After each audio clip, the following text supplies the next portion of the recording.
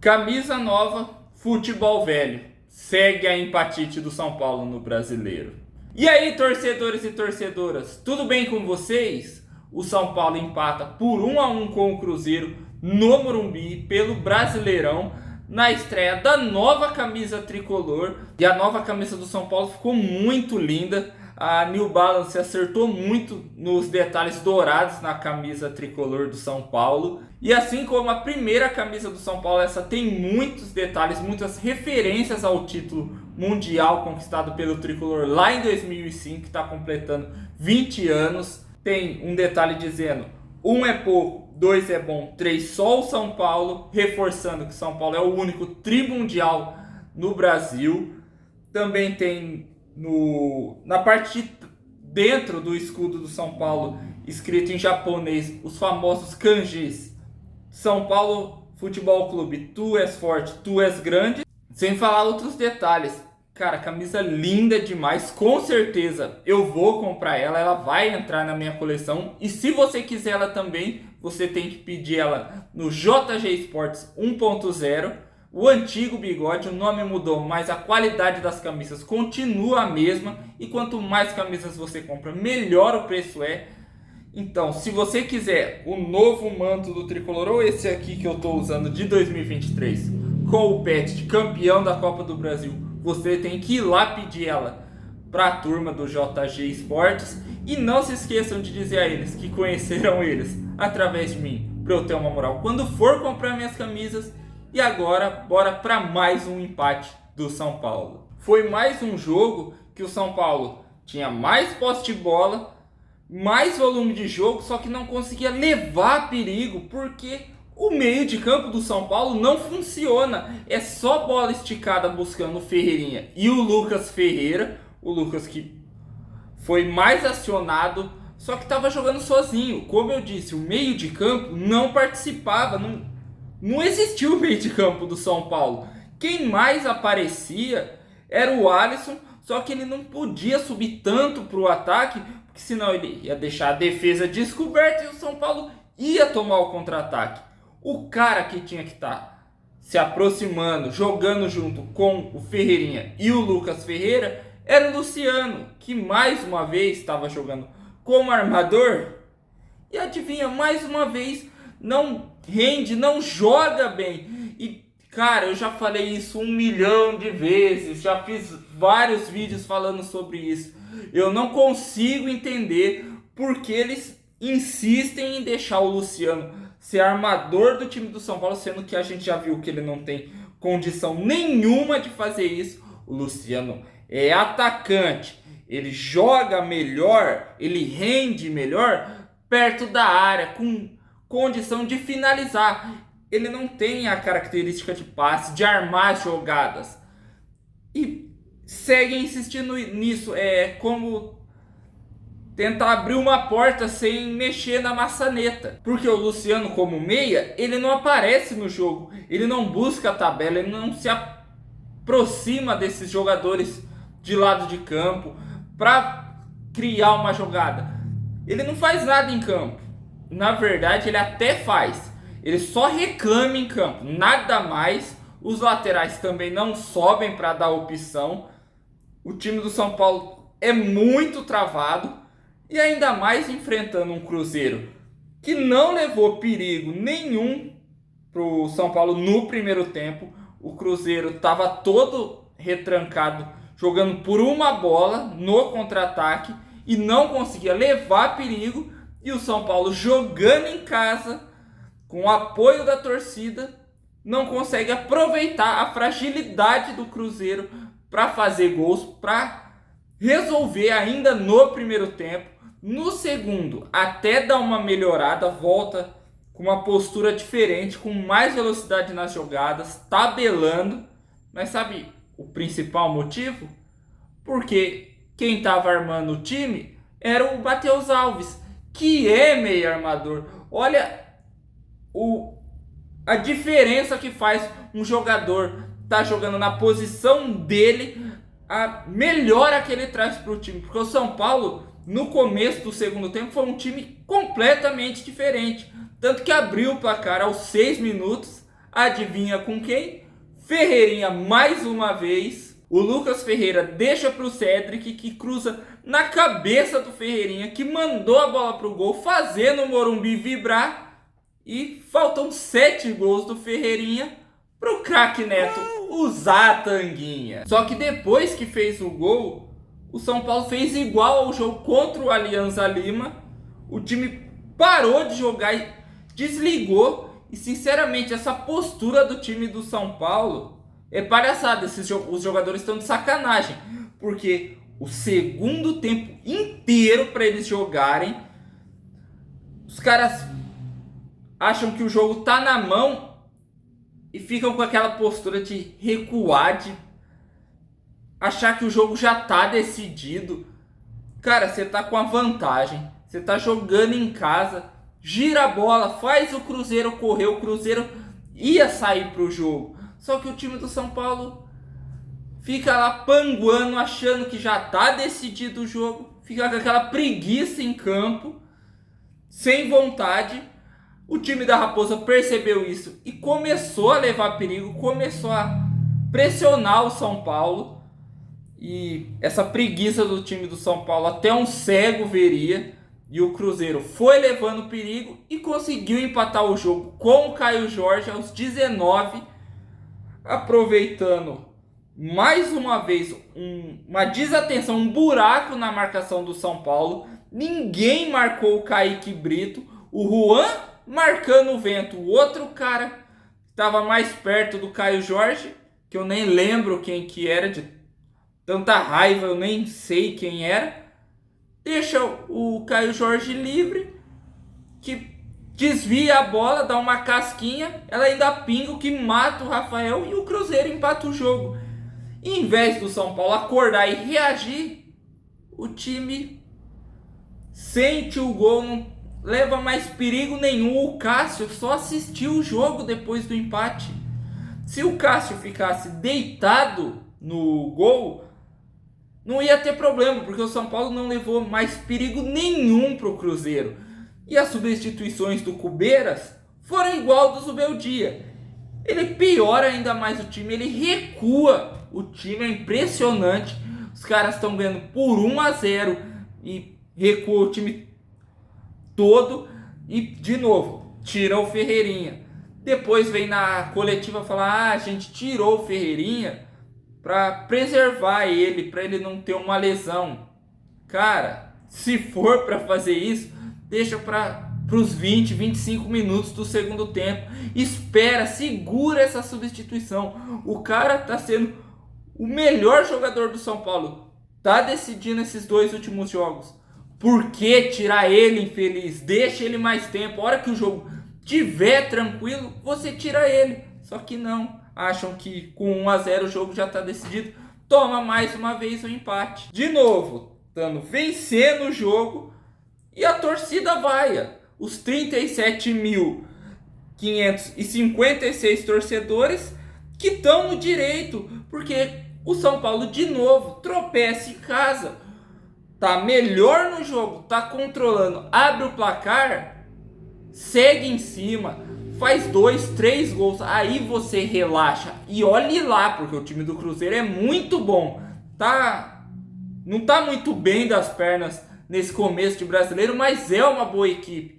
Só que não, é a folga, é a soberba de achar que estamos ganhando já, o jogo tá na mão, não precisa ter esforço, vamos ficar de boa, a hora que a gente quiser a gente faz mais gols, o Cruzeiro não vai levar perigo, ó. E o time do São Paulo precisa acordar, precisa mudar essa postura, porque o time acha que todo jogo vale gol de ouro, fez, acabou, porque depois que faz um gol, o time do São Paulo para de jogar. Time muito devagar, o meio de campo não existe. Os únicos que tentam alguma coisa são os meninos da base, que ainda estão se adaptando ao profissional, e o Ferreirinha, que tem sido nesses 2 últimos jogos tem sido o principal jogador do São Paulo. Só que quando faz o gol e tá bem no jogo, ele sai. Como eu disse, volto a dizer, o Ferreirinha tem que ficar mais tempo, por mais que corra o risco de lesão. por ele estar sendo esse cara que desequilibra, ele tem que ficar mais, até o time entender que não é só o Ferreirinha que joga. Os outros jogadores têm que mostrar isso. E pra já, porque pelo amor de Deus, o time do São Paulo tá muito devagar do meio pra frente. E olha que no começo do ano eu falava que do meio pra frente era Ferrari e do meio pra trás era Fusca. Parece que agora do meio pra trás é Ferrari e do meio pra frente é Fusca. O São Paulo tem que correr mais, tem que ter mais vontade, porque hoje foi mais um jogo que o São Paulo tinha tudo para vencer, o jogo tava na mão, só que perde por essa postura, essa preguiça em campo, porque o Cruzeiro, com todo respeito, só viu o São Paulo jogar. Só que quando o São Paulo desligou, os caras viram a chance de empatar o jogo e foram atrás. E não adianta culpar só o Zubeldia, que hoje não estava na beira do gramado de novo, suspenso, estava o Cubeiras, que seguiu a cartilha do Zubeldia de mexer errado no time. Só que eu reforço o que eu disse. A comissão técnica não é a única culpada. Os jogadores têm sua parcela de culpa, porque essa postura que eles têm, essa falta de vontade, essa preguiça de tipo, fez um gol, acabou o jogo, precisa mudar, porque senão o time não vai longe nessa temporada. E agora bora falar sobre cada um dos jogadores, começando pelo Rafael, que não teve trabalho nenhum no jogo, praticamente assistiu, assim como o Cássio.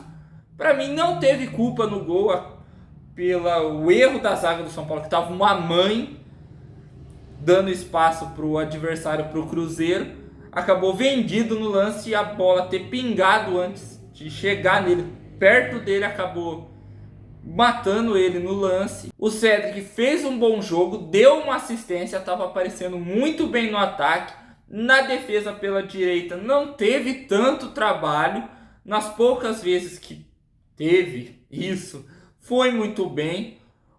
O Juan, pelo amor de Deus, o cara perdido, pesado em campo, errado no posicionamento do gol do Cruzeiro. E sinceramente o Arboleda precisa voltar logo para titularidade do São Paulo, porque o Juan é sem condição, cara. Muito ruim mesmo. E para mim hoje é o ruim de serviço, não tem nem discussão. O Alan Franco, apesar de estar muito bem no jogo, mais uma vez jogando de terno, vencendo a maioria das disputas e saindo jogando com qualidade, sofreu por ter o Juan como parceiro de zaga. O Enzo Dias, uma boa partida na marcação, boa saída de bola. Para mim, poderia ter aparecido mais no ataque, porque o Cruzeiro, por não levar perigo na esquerda, ele tinha mais espaço para jogar, para apoiar o ataque do São Paulo. Faltou isso para o Enzo hoje. O Alisson agora sendo o primeiro volante do São Paulo, tendo que ficar mais preocupado na marcação, segue fazendo isso muito bem. E por ser esse primeiro volante, não tem tanta liberdade assim para sair jogando, para ajudar o São Paulo no ataque.